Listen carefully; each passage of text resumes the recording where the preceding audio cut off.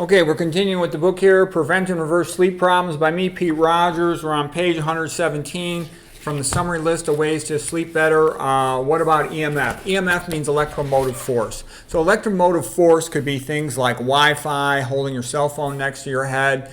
And the relevance of it is electromotive force will open up voltage-gated calcium channels in the brain. We usually abbreviate that VGCC.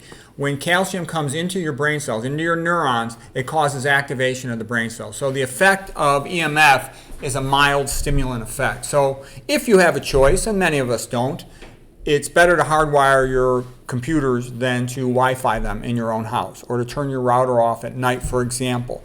Not everyone has that option. There's other electronic devices you can use to decrease the Wi-Fi in your home, in your bedroom. The bedroom's most important because you spend about 8 hours a day in there. You can also get a Wi-Fi cage on your bed, like a Faraday cage. Faraday was the great scientist of electronics in the 1800s in England.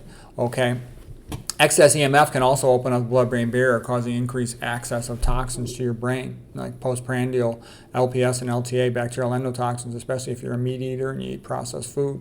It's another reason not to do that. Okay, I'm going to show you some pictures now, some of the things that I've done. I've put my bed into a Faraday cage. It's a Faraday tent. I even did more than that. I surrounded my bed with mirrors that face outward, and mirrors on the floor facing downward, mirrors above it facing upward, in a Faraday tent. I'll show you a photograph of that as well. And then I would test it. You can get these testers that check electromotive force in your bed, and mine was like 0. Okay. When you talk on the cell phone, use your speakerphone whenever possible rather than holding it up to your head. Okay, for restless legs, I earlier had pictures of I had pictures of it in the first chapter. I guess I don't have pictures of it in the summary list. I just had the drawing there. But if you go to the first chapter of this book, I got all these videos. I have a playlist of videos on sleep. You can see my other videos on all the things I do for sleeping.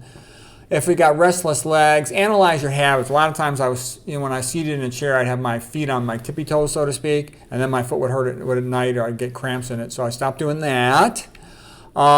Make sure your diet has enough folate and magnesium, which are abundant in plant foods, because if you lack those, you can get cramping. If your serum ferritin is too low, like below 25, you can get restless leg syndrome from that.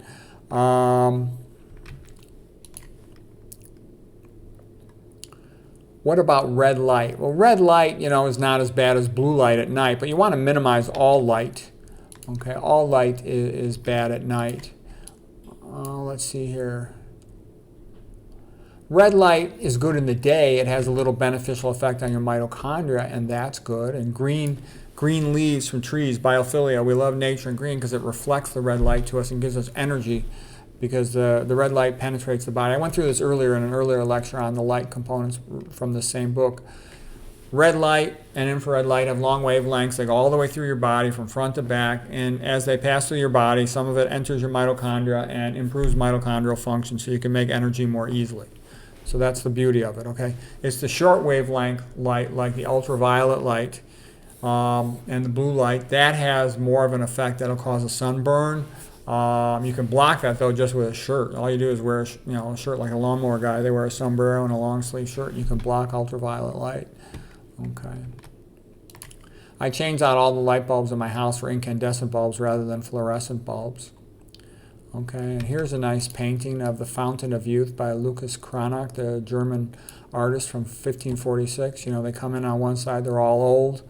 They come out on the other side, they're young and frisky and, chasing each other and having a big banquet. And, there's nothing that's going to make you 18 years old again.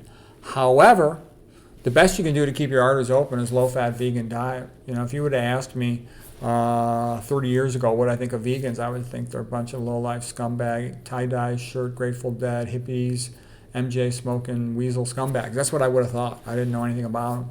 But once I studied nutrition, I'm like, holy crap, that's what keeps your arteries open. And all the populations that ate primarily plant-based, low-fat plant-based diets, they got open arteries. And the ones who don't, they don't have open arteries. So that's the thing to do. Get your sleep, filter your water. There's a lot of toxins in tap water if you don't filter it. Okay.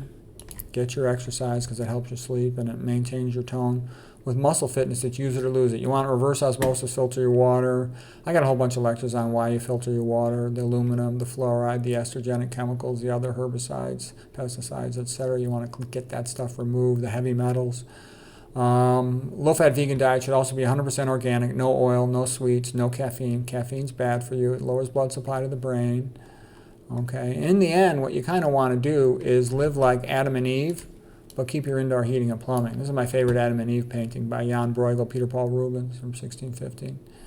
Okay. On my YouTube channel, I got all these other videos about health. I also have a lot of videos at Veg Source, which is run by Jeff Nelson. It's a great nutrition channel. I got a lot of videos at other channels too.